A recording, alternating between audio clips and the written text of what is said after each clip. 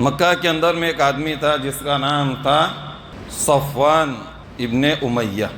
یہ ڈیلر تھا، ہتھیار بیچ رہا تھا، تلوار، نیزے، کثیر تعداد میں، بہت زیادہ تعداد میں اس کے پاس ہتھیار رہتے تھے. اس زمانے کے اندر میں تلوار ہے، نیزے ہے، بھالے ہے، تیر ہے. اور جب کسی کی آپس کے اندر میں لڑائی ہوتی تھی، جھگڑا ہوتا تھا، تو وہ اس کے پاس جاتے تھے، وہ ڈیلر کے پاس، اور اس کے پاس کرائے کے اوپر ہتھیار لے کر کے آتے تھے. جو کچھ بھی ان کو لانا ہو، تلوار لانا ہو، اس کے پاس.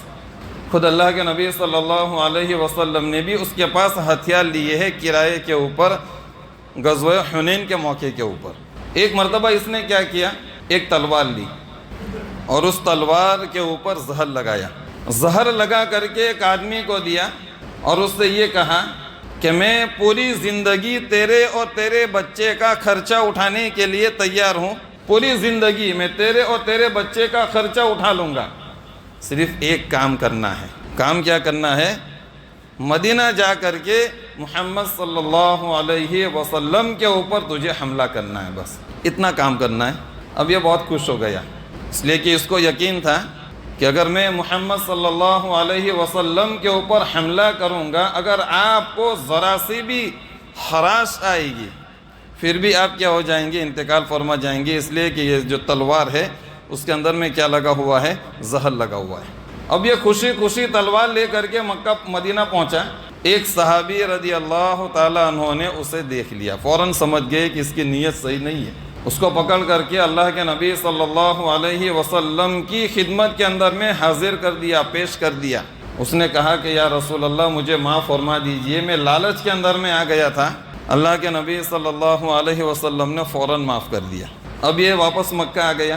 کچھ سالوں کے بعد جب اللہ کے نبی صلی اللہ علیہ وسلم نے مکہ کو جیت لیا، مکہ فتح ہو گیا، اور جب آپ مکہ کے اندر میں داخل ہوئے تو یہ آدمی جو تلوار لے کر کے محمد صلی اللہ علیہ وسلم کو شہید کرنے کے لیے، آپ کے اوپر حملہ کرنے کے لیے آیا تھا، یہ اللہ کے نبی صلی اللہ علیہ وسلم کی خدمت کے اندر میں حاضر ہوا اور حاضر ہو کر کے کہا کہ یا رسول اللہ مجھے معاف فرما دیجئے، میں کلمہ پڑھتا ہوں، مسلمان ہو جاتا ہوں. اللہ کے نبی صلی اللہ علیہ وسلم نے اسے معاف فرما دیا. پھر اس نے یہ کہا کہ یا رسول اللہ آپ نے تو مجھے معاف فرما دیا، لیکن صفوان بن امیہ یہ بھاگ رہا ہے.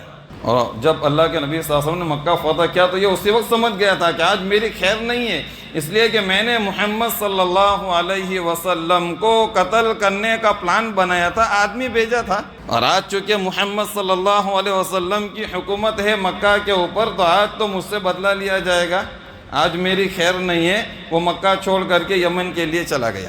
اس نے آ کر کے کہا کہ یا رسول اللہ آپ نے تو مجھے معاف کر دیا، لیکن صفوان بن امیہ یہ آپ کے ڈر سے بھاگ رہا ہے، کہیں آپ اس سے بدلہ نہ لے لے. میری یہ درخواست ہے کہ آپ نے مجھے تو معاف فرما دیا، آپ اسے بھی معاف فرما دیں.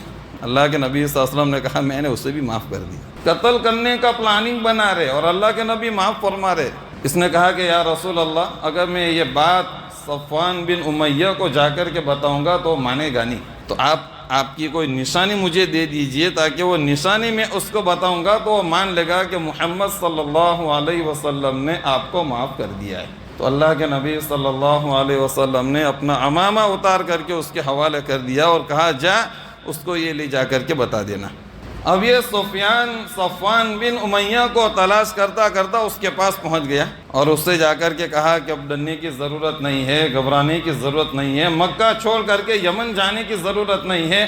محمد صلی اللہ علیہ وسلم نے مجھے بھی معاف کر دیا ہے، تجھے بھی معاف کر دیا ہے. تو وہ کہتا ہے میں نہیں مانتا. اس نے کہا کہ حقیقت میں معاف کر دیا ہے، دیکھو یہ عمامہ نشانی کے طور پر دیے، آپ چلیے محمد صلی اللہ علیہ وسلم کی خدمت کے اندر میں. تو وہ اللہ کے نبی صلی اللہ علیہ وسلم کی خدمت کے اندر میں حاضر ہوا. اللہ کے نبی صلی اللہ علیہ وسلم سے اس نے یہ کہا کہ مجھے آپ 2 مہینے کی مہلت دیجئے، میں 2 مہینے کے اندر میں اسلام قبول کر لوں گا. اللہ کے نبی صلی اللہ علیہ وسلم نے کہا میں تجھے 2 نہیں 4 مہینے کی مہلت دیتا ہوں. اس نے کہا کہ ٹھیک ہے. وہاں سے چلا گیا. فرمایا اس بات کا اثر یہ ہوا 4 مہینے مکمل ہونے سے پہلے وہ مسلمان ہو گئے.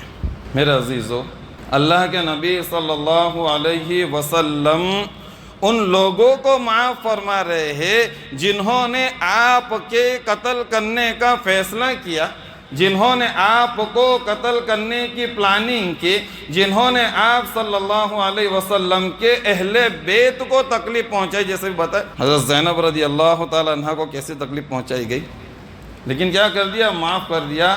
ہماری حالت یہ ہے، ہم کسی کی زبان سے نکلے ہوئے 2 بول ہم معاف نہیں کر سکتے. کسی کی زبان سے نکلے ہوئے 2 بول ہم کیا کرتے؟